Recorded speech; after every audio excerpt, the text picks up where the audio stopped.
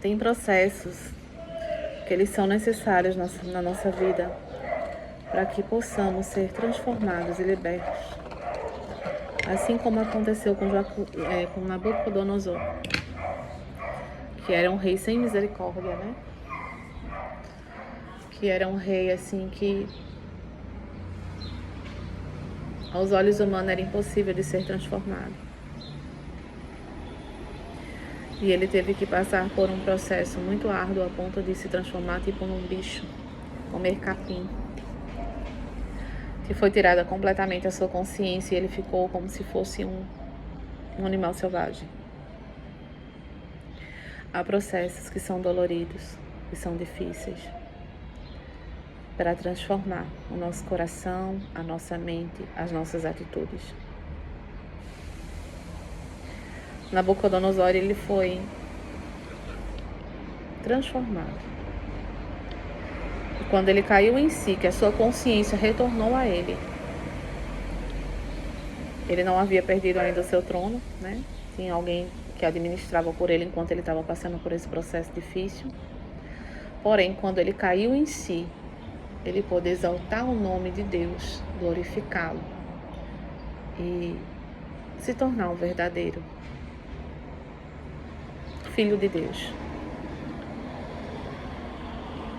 Ele precisava passar por esse processo para aprender a ter a humildade, porque ele não era um ser humilde. Apesar de que ele não se tornou um judeu após a sua conversão, mas ele pôde ver a grandiosidade de Deus sobre a vida dele e ele ser transformado em espírito e em verdade. Às vezes a gente leva a palavra para algumas pessoas. Tem pessoas que às vezes estão ali na igreja que não tem aquela sinceridade que uma pessoa que pode aceitar Jesus em qualquer outro lugar talvez tenha um coração tão simples, tão puro, tão limpo diante dos olhos de Deus, né? E às vezes a gente julga, porque fulano aceitou Cristo, mas não está na igreja, não está congregando. Claro que é importante a gente congregar, né? Tá ali entre irmãos, a importância de estar entre irmãos, de estar se fortalecendo ali em união, em oração. É muito importante isso. Porém, tem pessoas que aceitam Jesus, que confessam Jesus como seu Senhor e Salvador, que são pessoas assim de um coração tão puro, tão sincero. Aquela transformação, ela vem a ser visível aos olhos humanos. Então, assim, não é porque fulano ou ciclano não está numa igreja e aceitou Jesus que não quer dizer que aquela pessoa não tenha sido salvo, que aquela pessoa não seja um verdadeiro filho de Deus. Porque só o Senhor sonda e conhece os corações. Claro que temos a importância de congregar, aceitar Jesus e congregar numa igreja e estar se aprofundando e conhecendo muito mais a palavra dele. É necessário. Isso é um fortalecimento,